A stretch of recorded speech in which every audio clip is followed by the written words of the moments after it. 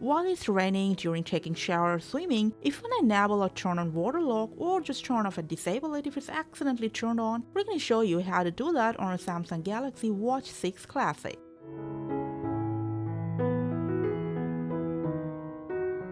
For that, slide down and open Quick Access panel, swipe left, and then just tap on this water lock icon. If you don't get this water lock icon in here, you can add it from this list. Or just go back and from settings, scroll down, tap on advanced features, scroll down a bit, and then just tap on water lock. And here enable it by toggling this on.